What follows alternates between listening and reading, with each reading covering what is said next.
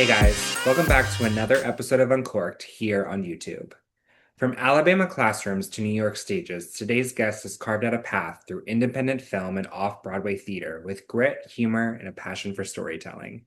As an actor, writer, and director, he's not only performed in acclaimed productions, he is now creating deeply personal work of his own, including the indie pilot Break, centered on the relentless pursuit of an artist's dream in New York City. I've had the chance to know him not just as an artist, but also as a colleague and a good friend, which makes this conversation even more special for me. Join us in welcoming Theron Taylor Montgomery. Why does it keep doing that without my permission? Why is he not in the weight room? I don't know. Hi, Taylor. What's Taylor, up? What's up? every time we've been doing these interviews, well, the first like four times we did the Yeah. interviews, people ended up in the weight room so we could like click them in and be like, hi, welcome. And the past three times, people have just shown up. Like we're like, in the middle of a conversation and they're like, hi. That's so funny. Oh my gosh. Yeah, How are y'all doing? good. How are you? It is so fucking hot in here. Holy shit. Are Where you at are you? home? I wish I could show y'all where I'm at right now, but we have a third room and there's no AC in our building. So it's been crazy.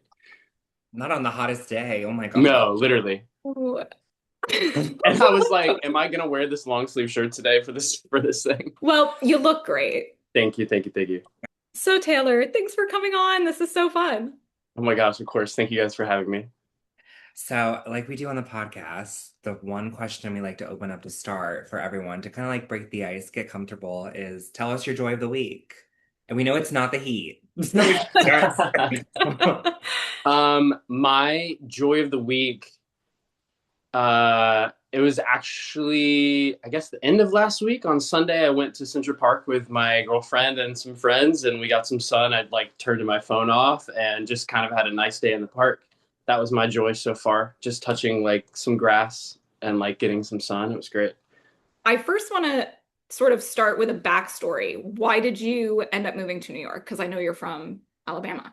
I just it was always in my dreams, I guess. Like I grew up watching Sex in the City and with my mom, and I just kind of romanticized it, I guess. And then when I kind of decided I wanted to be an actor, I always felt like the push to be here. I don't know. It wasn't like one day I made the decision. It was just something that was always there. And then when COVID hit and I had saved up enough money to move, I was just felt like the opportunity was in front of me. And yeah, it was probably the easiest decision I've made.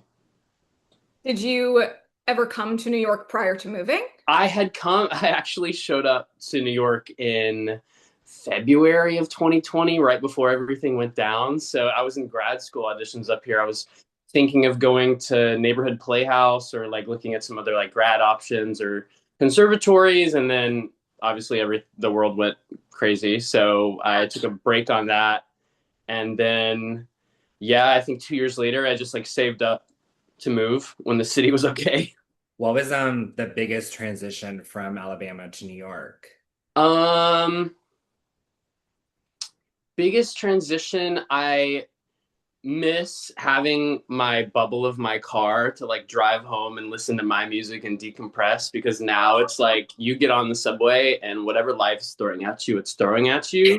And so there's nowhere to like calm down it by yourself until you get home, and already that scares me. Yeah, the subway is its own experience. It's For sure. I think for people who haven't been on a New York subway, it's just like I don't know. How would you even begin to describe that? It's like the Sondheim song from Company, like another 100 people just got off of the train. It's like truly like the map. Did you have a moment, or maybe you haven't had it yet, but have you had a moment where you felt like this dream that you'd created about moving to New York became your reality? Or do you still feel a little bit like you romanticized it, so it's not quite the way you imagined? Um, I think I think it became a reality I used to go like I would get done with work really late, and I would always try to make a point to go walk in West Fourth before hitting the train because it still was like magical to me and it felt like a movie moment. And Yeah. now I don't do that anymore because like it's out of my way. And it's like I think that moment of realizing like I have work tomorrow or I have things to do or like life just settling in.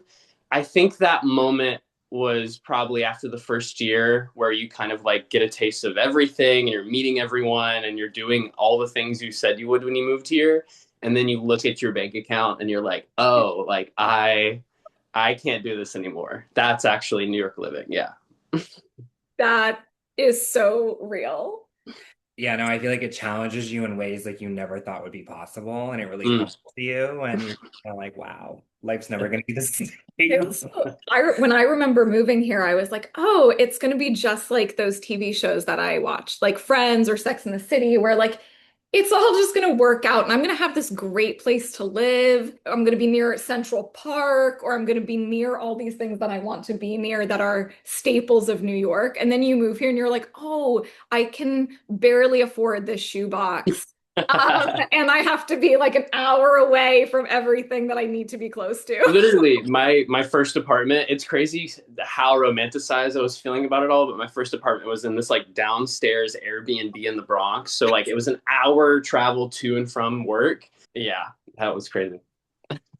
Okay, so on that note, what is the biggest culture shock that no one told you about when coming to the city? Like, what is something you truly are just like, The what is this? culture shock, honestly, I thought everyone would be so mean here and so like I always had an idea of New Yorkers coming here, and then what I see is like whenever there's someone with a stroller walking by the steps to go up from the subway, like somebody is immediately without even they're helping, you know? So there is a culture shock was there's truly a sense of community here um in some ways. And then the I guess the other culture shock was maybe how much money is here compared to how much um I guess people not having equity or like wealth.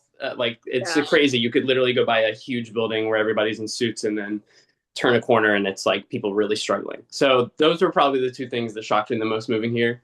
A good culture shock was definitely like watching gay people hold hands in public. I mean, Alabama can't you don't see that even if they are in the community, but like just like getting down to the West Village and everything and just seeing like this hub of like LGBTQ culture also was a Yeah, amazing part of coming here as well. that's wild. It's just wild to think that that's still not normal everywhere. Crazy, Yeah. crazy actually. Let's talk about Break, Taylor. Let's just start with what is it about?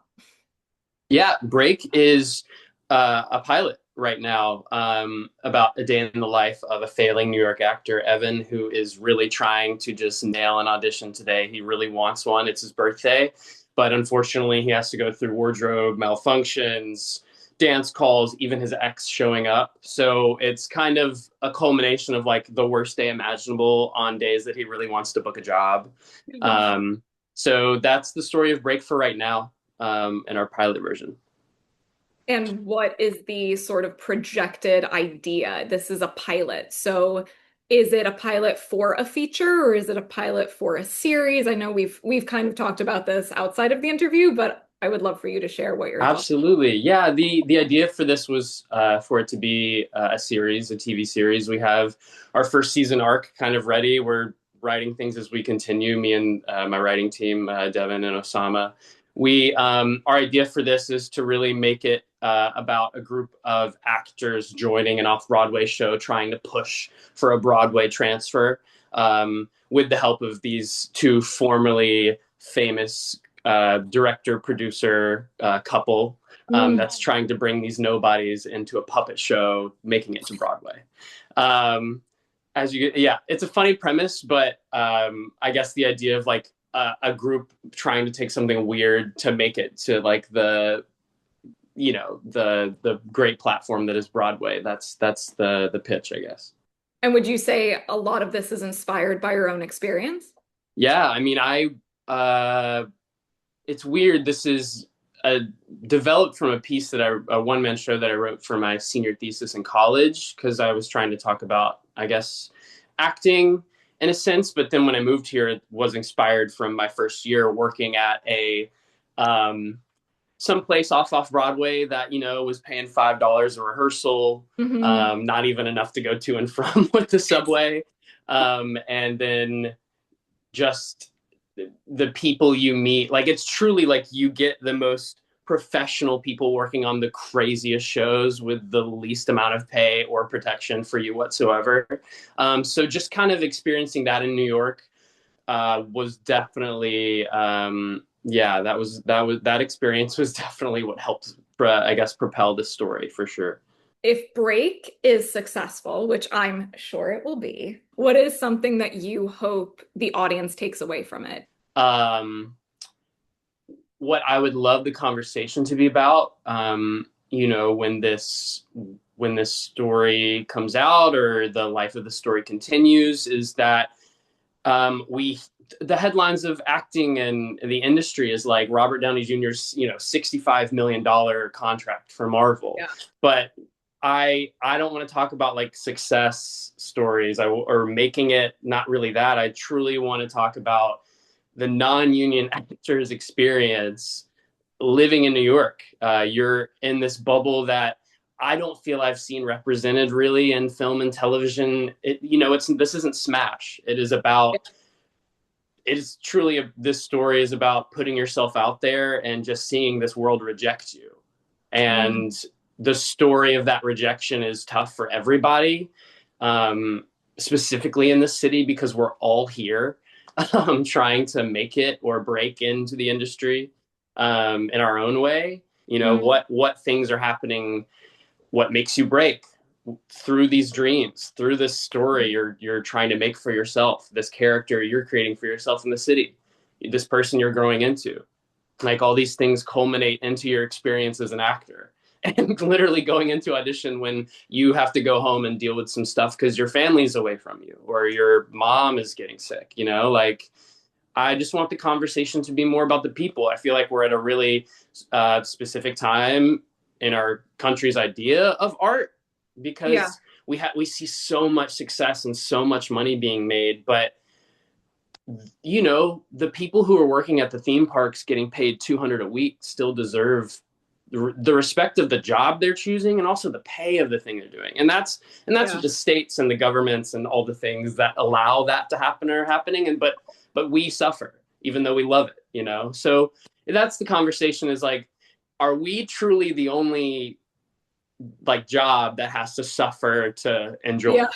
Like, what were some of the non-negotiables like in your writing for characters? Like, you talk about all this, like, what were some elements with your team that you wanted to make sure were ensured in this project? As you know, Emily, I'm a huge Gilmore Girls fan, and that Amy Sherman Palladino and her husband are so good at just writing their characters, because how they feel about everything going on in pop culture, every person in the room, exactly how they feel about that, how they feel about their coffee in the morning, what kind of coffee they like, what they like on a Sunday morning. Like, I wanted to not be apologetic in character. I wanted to truly commit to writing extended versions of people that I had known or experienced in my life. A non-negotiable was, I feel like so much of film is like, what can we cut? Do we need this line here? Like, I try to treat the script like it's Play-Doh. Like, this is the structure of what I'm trying to get across in this scene. If we get here and things aren't working, like, as long as we are keeping the attention of the scene, those are some non-negotiables. Just like committing to character and playing, just like theater, rather in film of like, it has to be perfect, or what's the line, or can we lock the script? I changed the script over so many times. And I eventually got to a place where I was like, I don't know how much I can edit, but if we get to the day and we need to change it, we'll do it. So. Would you say that improv played a big part in how you approached your project? Not improv. I think it was trust. I mean, we truly had no rehearsals for any of the scenes. We had 2 days to shoot this. We had one day inside of Pearl where they allowed us to go in and film the hallways, Pearl Studios, where they were gracious enough to be like, we are off on Memorial Day and you can come in from 7 to 7, shoot what you need because there's nobody in there. So we had to figure it out as we go. It was trusting in the team, the actors, trusting in myself, the scripty, that there were going to be things that would change. We literally got to a scene where I had written this thing of like Evan running in the hallway and getting lost trying to find his audition room. And as he's running down the hallway, a door opens out wide and he slams into it. And it's his ex and they have the scene. But we get there and I'm like, oh my God, I forgot the doors do not open outward. They go inside. So we're trying to figure out, the actor, the DP, the camera off, how we can now block this, what we're doing. So I think just trusting that we all knew what we could do to the best of our abilities. I think that as like my first experience ever being on set was truly awesome to watch. As your first experience on set, what was something that humbled you about creating Break? Something that humbled me was time, like as a Mhm. first time director, and like again coming from theater, you've got that like month, a couple weeks to like prep before you get on. You're prepping, you're prepping. But with this experience, it was almost like we didn't know we were solidifying our like shot list or even our schedule on the day until a week before because we were having issues with the securing the time. The humble was the prep. Not saying that like it was like disastrous and we got there and it was like, oh no, but looking back, I think there's a lot of things I would have changed to help me out because Yeah. so much of it is like problem solving when you get there. Yeah. So the prep really is the work.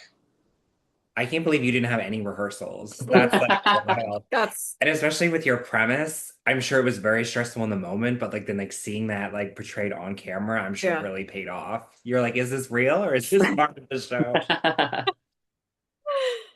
Yeah. I mean, like, thankfully, the cast were people that I'd worked with before. So I truly, they kind of like formed these characters as I was like working on this in the past year and a half. So I truly like let them know that I trusted them. I was like, as long as you have the lines and what we're trying to do, like whatever you're gonna bring on that day, like I'm with it. Like whatever's supposed to happen is supposed to happen. It was a lot of trust. Yes. No. It is such a wild thing, like for people who don't know the industry and know what it takes to create these films, even if it's, a short film or a pilot, or it's not, a feature film that everyone is going to see, a big blockbuster where we have all this money involved. It's like all of the details and all of the things that have to go into creating this, you have to be on it. And when you arrive, most of the things you've planned don't go according to plan. So, like, all creators just have to learn to go with it. And Yeah. most people we've interviewed have also told us all these stories about things just not going the way they planned. So, it makes me laugh and it makes me smile that you can put all this work, you can like plan everything out to the T, get everything perfect, and then you show up and you're like, oh, okay. Yeah. Oh, and it Guess we're second. truly started in the first 5 minutes we got in there because we were loading and I had this idea, I'm like, okay, like everyone's like a lot of new people, a lot of people who don't know each other. Like, I'm gonna step in and give this big speech before we start just to thank everybody and just tell them like what we got going on and tell them about the story and really just like get everybody together. And we get in and like nobody is in front of me, like they're all doing their own independent jobs, and I'm like like I thought I was gonna have this big moment of like bringing everybody together to do something, but they already like they knew what they were doing before I even stepped in the room. I'm just seeing this vision of you standing there like, Yeah, and everyone just okay, going across, like yeah. not even paying attention to me. So because I know you, I know you're a super creative person. And we've talked about this before when it comes to projects and things that we work on. What do you do when you find yourself in a rut, when you feel like creativity sort of disappears, or it's just really hard to push through a certain block that you're Mm. Uh, grace. I bring grace because my dad's a writer too, and he would tell me the story of like Stephen King, like, he gets up every morning and writes these pages every single day. Mm. And, there's that quote of like David Mamet saying, like, when you like write, you're like suffering and you're like bleeding for your art. Yeah. And I used to get so anxious about having those moments of not knowing where something's going or not being stuck. And as I've gotten older, have been like, if I just like breathe and just let it go and just maybe go do something else, go to a park or like go Mhm. walk, go see friends, in moments where I'm feeling lost on a project or stuck, I just step away from it. Like I would rather go pick up ideas from living my life or breath from living my life and then come back to it with that energy rather than truly try to figure out what's happening. Mhm. I think that's a really healthy perspective. Yeah. Yeah.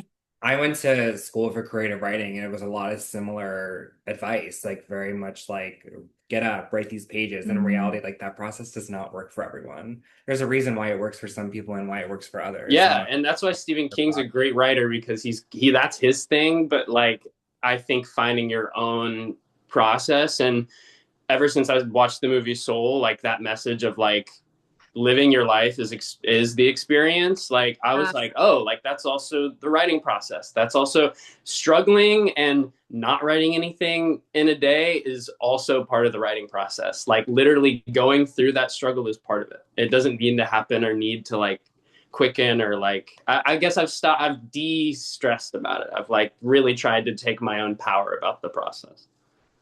When would you say you feel most creatively alive? Like, do you feel like it is after you've had personal experiences or you've had a break? Haha, no pun intended. You've had a break from being creative. That's when everything starts to flow a little more freely.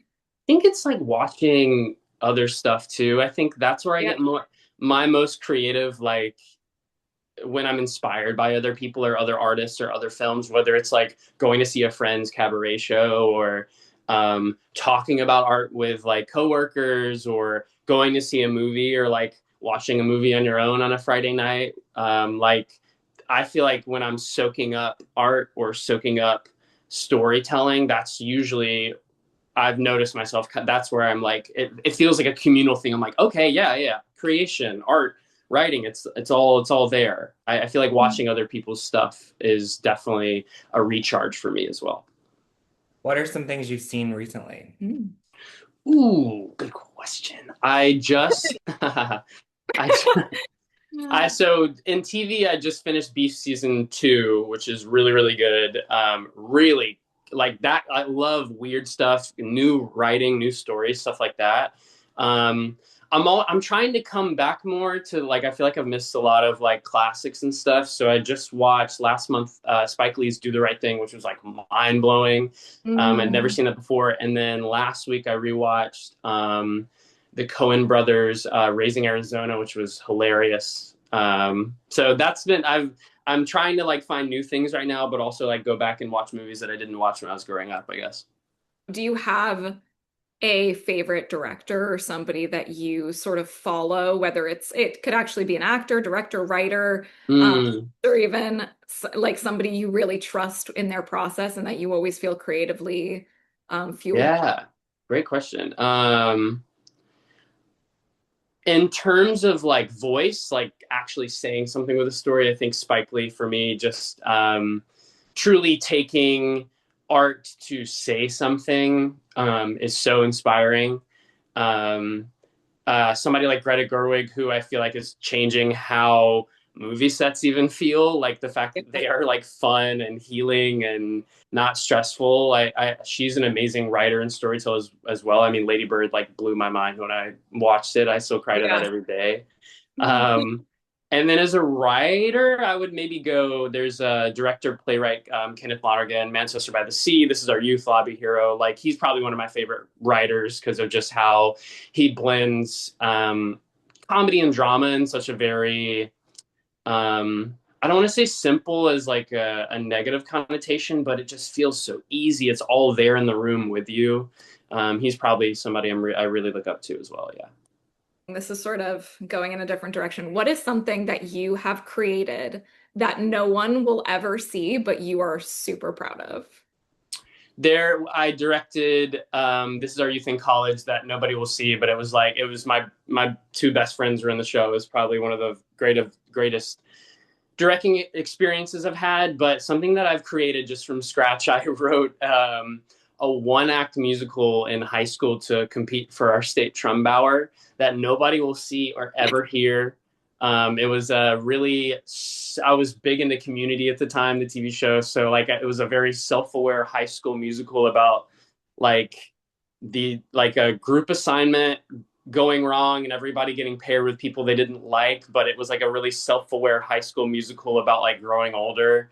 I think that was probably the first time I ever like, when people are like, well, if you don't like see the thing you want to make, like then go make it, Mm. like, or take that opportunity. That was like the first time I think I ever did that. And I liked that it was like just for me, I guess, in the past before I even like knew I was going to go to college and be an acting major. I was just like, I truly wrote the show because I was so petty. There was someone in our theater department that was writing another show that literally was kind of the script of Inside Out before Inside Out came out. It was kind of crazy how close that was. But I did not like this person at the time. And I was like, I'm going to write a show and we're going to perform it. And then I ended up finding the process of art and creativity through that pettiness. Do you still have a copy of this? Yeah, it's like somewhere on my laptop somewhere. Oh my God, you gotta uncover this. I feel like Get that out of the archives. Maybe. I don't know. I'll have to update it. It's kind of, I think it's dated a little bit. We'll see. I feel like we have to see it. You know, honestly, Taylor, I feel like that would be a really interesting concept on stage. A bunch of people that are like paired things could go horribly wrong. I feel like that could work. We'll see. We'll see. Yeah. Yeah, maybe I'll pull it out of the cobwebs. We'll see. So our next question, with all art, I feel like people always see like the forefront and like the beautiful stuff, and there's so much behind the scenes that happens that so many people do not know. And one of those components is fundraising. Mm. How has that process been for you? And how truly is it like getting that off the ground and really getting it into people's spaces? It was the shaking of the head for me. Yeah, no, it sucks. It's not fun. Um, and it's one of the things I'm truly worst at as a person is asking for help. So it did feel like I was like truly testing myself, because it's one thing for me to be like, hey, could you like help me move apartments? And then to be like, hey, could you give me $1,000? And like, it's tough when you just sound crazy. You sound like the village, like crazy person, like, because you're basically, I'm like reminding people with like a cowbell that like, we're almost there, or we need more money, and I'm trying to remind them like, this is the story and this is why it matters. But people just want to see things. They want to see product. They want to see flashy lights. And like, and unfortunately the people who are in our industry, they don't have the money to like donate that all the time, So like, I knew it was going to be this kind of grassroots campaign of like, we would just figure it out. It was like asking family, like thankfully I have like people who are artists and creators, and educators as well, who, I had a network to go lean on and to beg for. But I knew it's funny because now with the fundraising, I'm trying to be very light with it, because I know I'm hitting up like my extended community, my coworkers, my friends, my, people I know in the city. But when it came to like really close people in my life, family, even like mentors going and asking for money or going for support, I wanted them to feel like I wasn't just some like guy who was like, oh, I'll figure it out. Like I came with like PowerPoint of like, this is how much we need to raise. This is how much I can get to you when we are raising this much later. Like it was kind of backwards. Usually like, the conversations we were trying to have is like, do we start a fundraiser now, or do we literally just bite the bullet and try and get it in the back end? Mm. And because we knew on Memorial Day last year that was going to be our only opportunity until the Memorial Day that's currently about to happen. I don't know when this is about to drop, but it's almost been a year since we filmed, and literally calling everywhere in the city to see if we could, because so much of our script was in the hallways, the lives of actors, and so many places were like, yeah, we have rules against that, we can't get you in here, we've got auditions, there's union rules, there's agents, like if anybody gets on camera you're gonna have to pay them, like they just didn't want to touch it. And then thankfully the guy at Pearl Studios, he was like, look, we have the fourth floor open all day, so I'll give you 12 hours, go do whatever you need. And when he told me that, I was like, oh man, like and that was like maybe 3 weeks out. And we hadn't even like locked down payment with him or anything. So it was truly like going to people and asking for their trust of like, not only that they would get their money back, but that the product would be good. And it wasn't just some random first time director trying to like, I don't know, like mess around or play with the money and the trust they were giving. Yeah. It's a very vulnerable process to approach people and be like, invest in this product that you haven't seen. And you will have no return for. Right. Like, and I have nothing to show you yet. yeah. Um, Do you believe in me? Yeah. And you give me money. Like, yeah, it's like you become your own salesman, you become your own marketing person, you become your own editor. It's like you truly like encapsulate so many different jobs while you're doing it. It's like, it's stressful. It's not fun.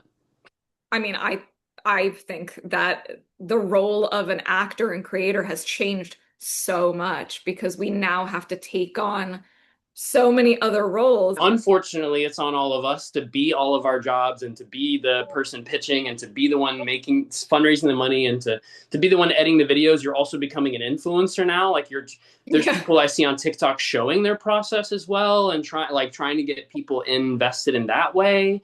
And I like to think while that is stressful and kind of just a sign of the times, I'm hoping it's like a big lesson for all of us as this indie movement is happening all over in the industry, that when we are getting closer and closer to where we want to be, these studios won't be able to have the shackles on us to tell us what we can and cannot do, because we already did everything on the way up.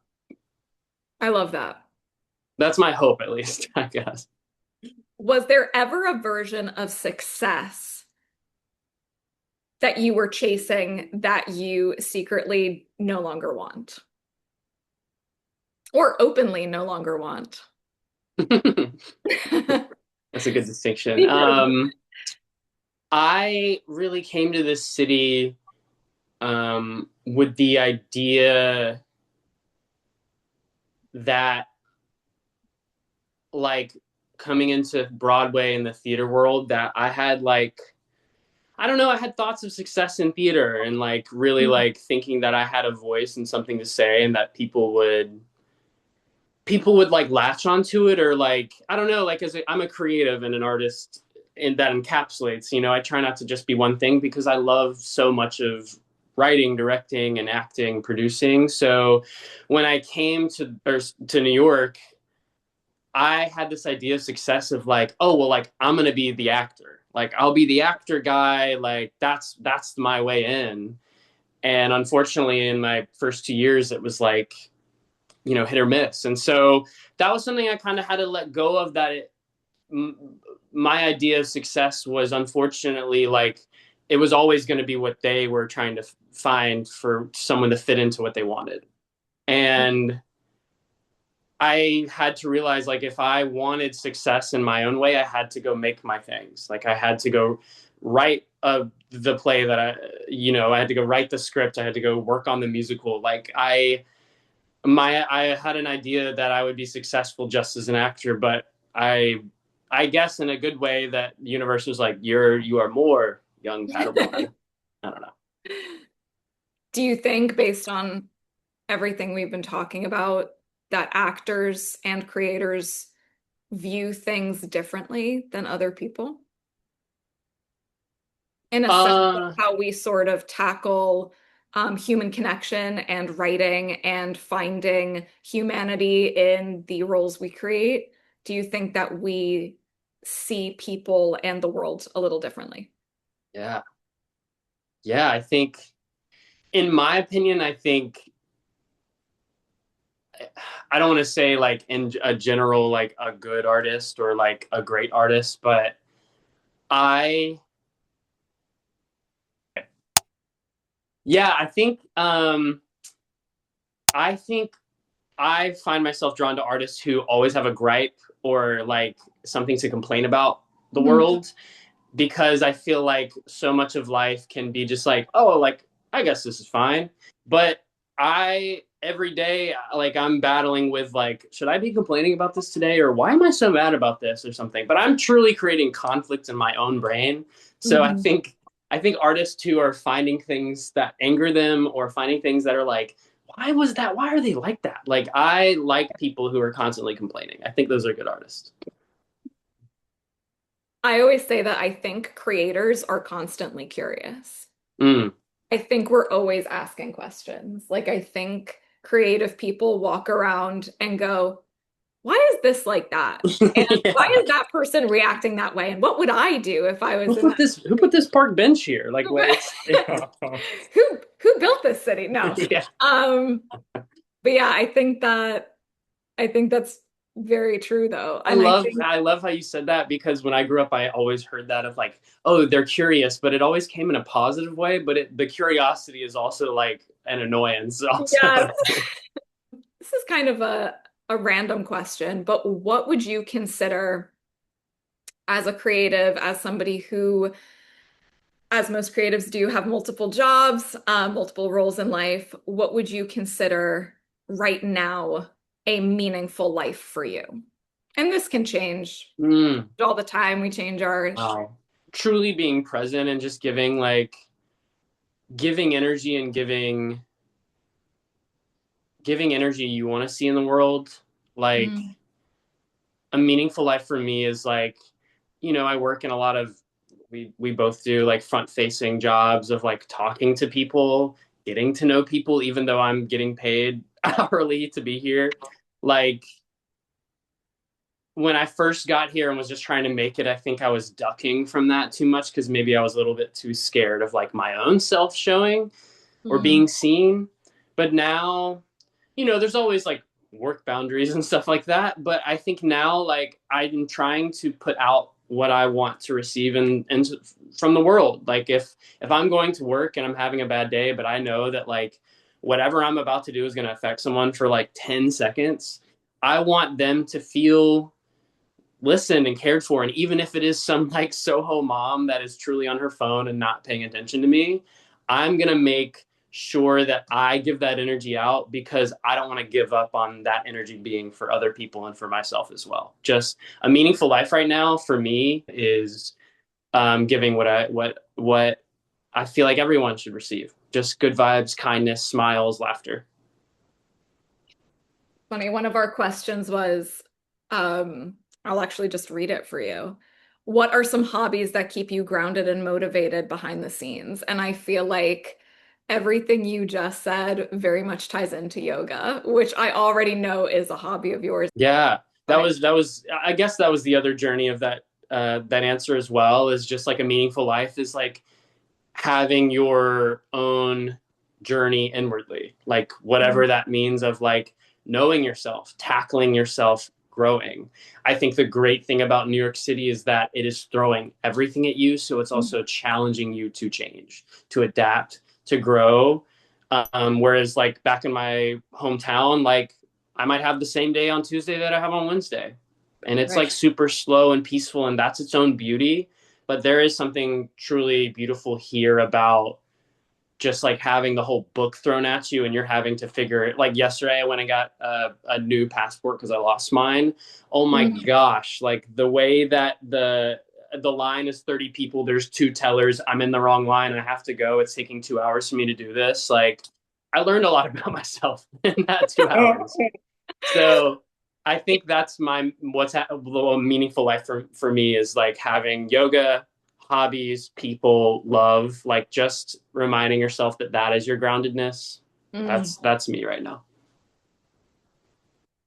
I'm sort of going to circle back to something you said because I thought it was so interesting. You mentioned with, outward facing jobs, customer service type jobs, we sort of have to put on, I don't want to say we take on a role, but we do a little bit to survive and get through the day. But the question is, does it scare you more to be like unknown in your sort of field? Or do you think it's more scary to be fully yourself? Mm. I remember seeing that. I'm maybe breaking the fourth wall, but when y'all sent me the questions and I Yes, saw no, that, that's ooh, like because I think that's amazing. I think when I was younger, I would have picked unknown. mm, But now that I'm older, I've just done a lot of work in my life to be more outwardly expressive, to be more myself with people.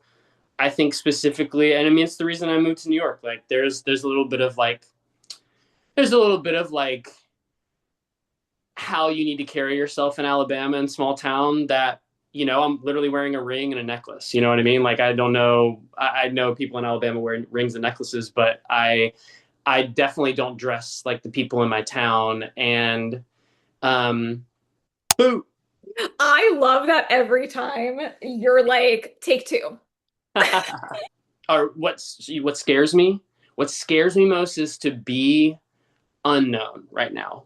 Um, Wait, I think I said that backwards earlier, but it's fine. No, I think you're right because I think if I understand correctly what you're saying, I think you'd rather be yourself fully than be not yourself.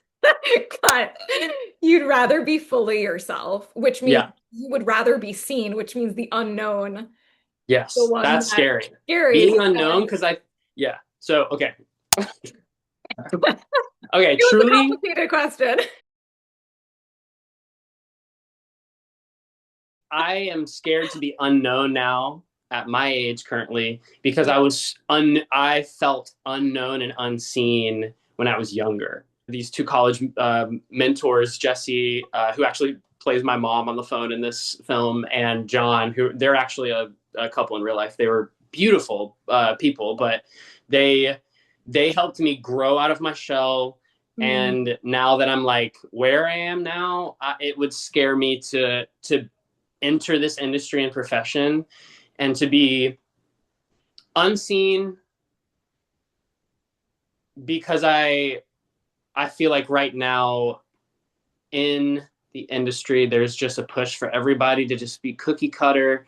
Let's just kind of like get somebody in a red carpet. Oh, don't answer the uncomfortable questions. Like I want to be fully seen. I want to be the person making asking uncomfortable questions. I want to be fully out there. I spent so much of my life just like holding back because I was so scared to not mm, to be me.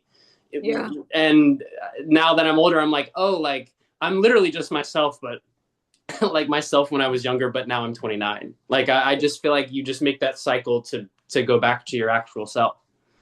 What's so interesting too, I mean, I remember moving to New York with the intention of becoming an actor. And somebody asked me, well, what are you going to do when you're done with school? Are you just going to like start auditioning? Are you going to live there? And I was like, I'm going to become successful. Like, I don't understand the question. Like, I'm going to go, somebody's going to see, how fabulous I am, and I'm just going to get cast in something because that's how my life is going to go.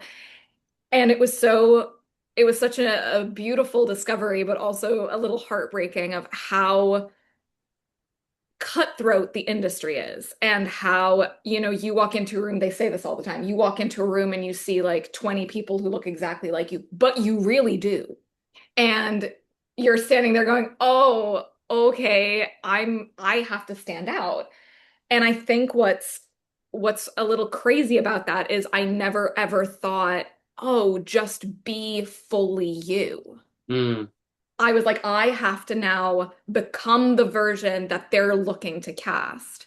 when in reality, it's more of a strength to walk in knowing who you are. And if they don't cast you, that's really not your problem. That's not, you can't do anything about that.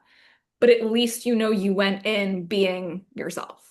Yeah. And like that's again like what our pilot is talking about is like you're having kids just out of college, 22, 23, 21, coming to the city who don't even know themselves, and they're now getting thrust into audition rooms asking to be their full self or asking to be authentic. And while I think there's parts of the world in the industry that don't give a single shit if you are your full self or not, they just want somebody Yes. to go play Belle in a musical. Like, I think that failing in my first 2 years, working on my own stuff, truly, I was like, okay, I can either like keep fitting into what they want, or I can be I can be crazy and stubborn and write my own stuff and Yes. literally just I feel like people are craving authenticity, whether they know it or not right now. I think because of currently what we're seeing on TikTok and sometimes in the summer blockbuster window, it's like I truly believe that authenticity is going to win out. I think people are getting really freaking tired of everything right now. I watched a brilliant interview, which I will send you, and I might not even include this in the final cut, but I watched a wonderful interview with Emilia Clarke recently, Mm-hmm. talking about how she's a bad celebrity. And she's laughing and she's like, I'm awful. She's like, all these people always wanted to go out and party and do all these things. And she was like, she was dealing with health issues as well. So that was Yeah. part of the reason she wasn't going out and partying. But she was like, I just didn't want to. And I didn't want to be in the public eye. And I didn't want to get scrutinized for everything that I do. And then she ends up talking about all the work people are getting done. And she's like, listen, at the end of the day, if you are being you and you want to get all that, all those altercations done, if that makes you happy, fucking do it. She's like, who cares? But she said, I'm seeing so many people do it for these other reasons, for the industry, to get Mm, picked, to get jobs. And she's like, at the end of the day, I want to be myself. yeah. And I'd rather not Yeah. look like everybody else. And the woman who was interviewing her was saying, that's why people like you, because you're real. You're a real Yeah.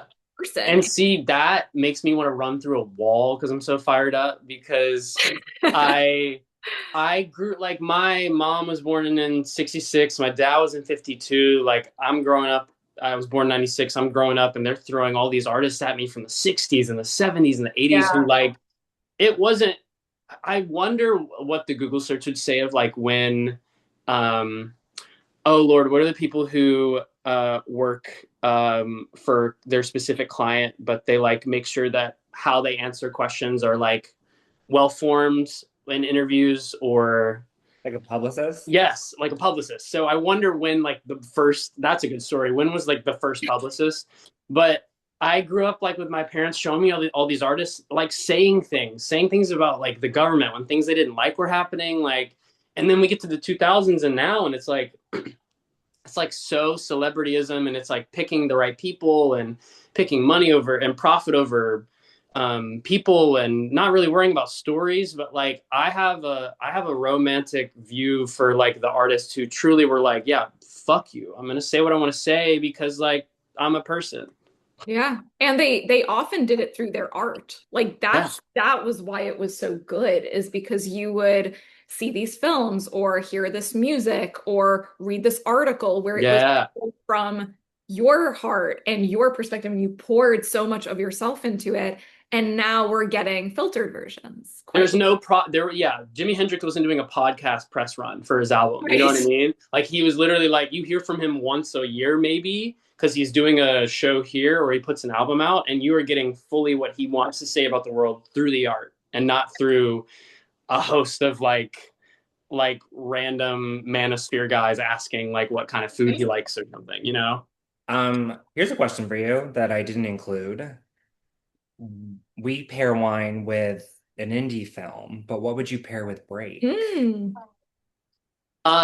This is a call to a scene in the show, but if you're watching this pilot, It's only 17 minutes, so you're smoking a J on your stoop outside while sipping on a Diet Coke.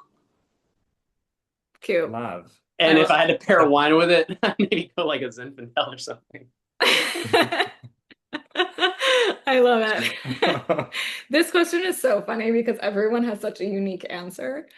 Um, I would love to just ask like this last question because when I was writing this, it made me laugh, and I know that you're gonna have just a wonderful response to this. When this chapter of your life becomes a story one day, what would you give the title?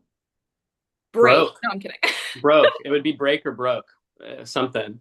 Um, Break and broke. Truly, it would be break and broke because I am trying to put my voice out there with so many different. Like I said, I'm a writer, so I'm working on a play, a musical, a short, another short, and a TV series. So like I'm trying to work on all the things to get out there to break into the industry, but I have no money to do all this stuff. So I'm like, truly, I feel like it's yeah, I feel like when they write the story about the this part of my life, it'll be the common struggle, but maybe a little bit like I'm like skipping through life right now. I'm so happy. Like I'm loving the struggle as much as like it's weighing on me. Like I hope when they write about this, it'll like they people will know that I had a smile on my face and I'm still laughing.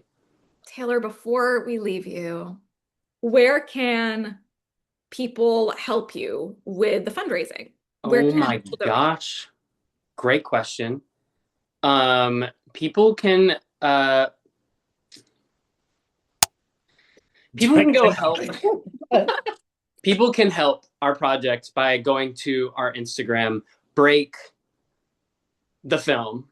We have our donation link on there. We're going to be putting up our website soon where people can see all things break.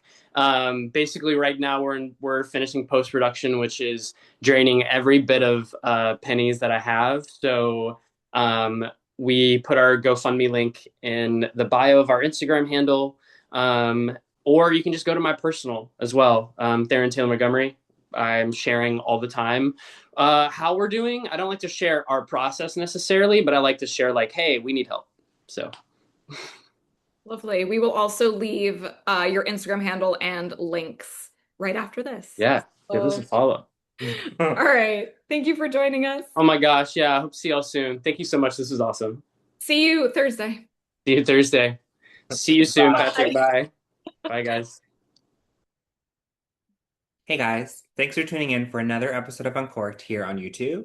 If you're not already, please like the video below and click subscribe to keep up with future Uncorked episodes, as well as follow us on our podcast on Spotify and Apple Podcasts at the Miss Independent Podcast, and follow us on Instagram at the Miss Indie. The Miss Indy. Ciao. Bye, guys.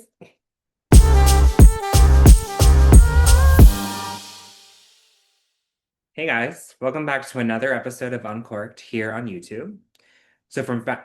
Hey guys, thanks for watching another episode of Uncorked here on YouTube. If you've not already, please click the blah, blah, blah. Please click The button. the button. Okay. Oh my God. No, I'm just zoning back in. I'm just finding the light. It's there.